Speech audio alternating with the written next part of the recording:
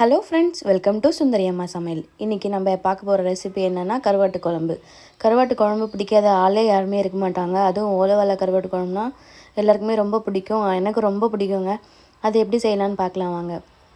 First ஒரு கடாயை வச்சுக்கோங்க. அந்த கடாயில் தேவையான அளவு எண்ணெய் ஊற்றி கடுகு போட்டு வெந்தயம் 2 போட்டு சின்ன வெங்காயம், பூண்டு, கருவேப்பிலை நல்லா வதங்கினதுக்கப்புறமா தக்காளி 4 பழம் பழுத்த பழமாக சேர்த்துக்கிறேன். நான் 2 வெங்காயத்துக்கு 4 தக்காளி சேர்த்துக்கிறேன். நல்லா வதக்கணுங்க. நல்லா வதக்குறது தான் டேஸ்ட்டே இருக்குது. தக்காளி நல்லா வதங்கணும். உப்பு போட்டு தட்டு போட்டு மூடி வச்சிட்டோம்னால கொஞ்சம் நேரத்தில் வதங்கிடுங்க. அதுக்கப்புறமா ஓலை கருவாடை சின்ன சின்னதாக நான் கட் பண்ணி வச்சுருக்கேங்க. அதை நான் சுடு தண்ணி ஊற்றி நல்லா கழுவி ஊற வச்சுட்டா அந்த உப்பு டேஸ்ட் இருக்காதுங்க. உப்பு ரொம்ப கம்மியாயிடும் கருவாட்டில். அந்த மாதிரி பண்ணி பாருங்கள், சூப்பராக இருக்கும்.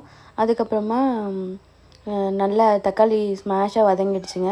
அது கூட மிளகாத்தூளும் தேவையான தண்ணி ஊற்றி இஞ்சி பூண்டு பேஸ்ட்டு போட்டு நல்லா வதக்கணுங்க. இஞ்சி பூண்டு பேஸ்ட்டு தான் இதோட டேஸ்ட்டே. நீங்கள் இஞ்சி பூண்டு ஒரு வாட்டி சேர்த்து பாருங்கள், டேஸ்ட்டு சூப்பராக இருக்கும்.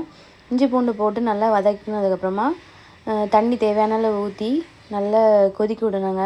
கொதித்து நல்லா சுண்டி வரணும் குழம்பு. நல்லா கொதித்து பச்சை வாசனை போகணும், அந்த மிளகாத்தூளோட வாசனை. அதுக்கப்புறமா நீங்கள் கருவாடு சேர்த்துக்கலாம். கருவாடு போடும்போது நல்லா குழம்பு கொச்சிட்ருக்கணும், அப்போ தான் கருவாடு போடணும். இப்போ தேவையான அளவு உப்பு போட்டுக்கலாம். உப்பு கம்மியாகவே போடுங்க, ஏன்னா கருவாட்டுலேயும் உப்பு இருக்கும். அதனால் பார்த்து போட்டுக்கோங்க. யாருக்கெல்லாம் கருவாட்டு குழம்பு பிடிக்கும், கருவாட்டு குழம்பு பிடிச்சவங்களாம் கொஞ்சம் கமெண்ட் பண்ணுங்கள். எங்களோட சேனலை சப்ஸ்கிரைப் பண்ணுங்கள். நிறைய பேர் பார்க்குறீங்க, சப்ஸ்கிரைப் பண்ணுங்கள், எங்களுக்கு ஒரு ஆதரவு கொடுங்க. இந்த வீடியோ இவ்வளோ லென்த் வரைக்கும் பார்த்ததுக்கு ரொம்ப நன்றி.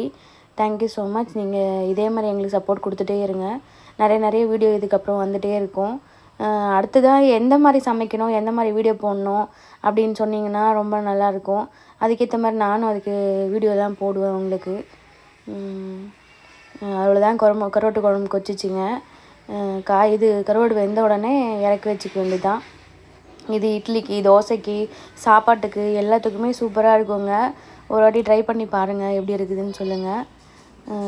பாருங்கள், கலர்ஃபுல்லாக எவ்வளோ சூப்பராக இருக்குது. தேங்க்யூ.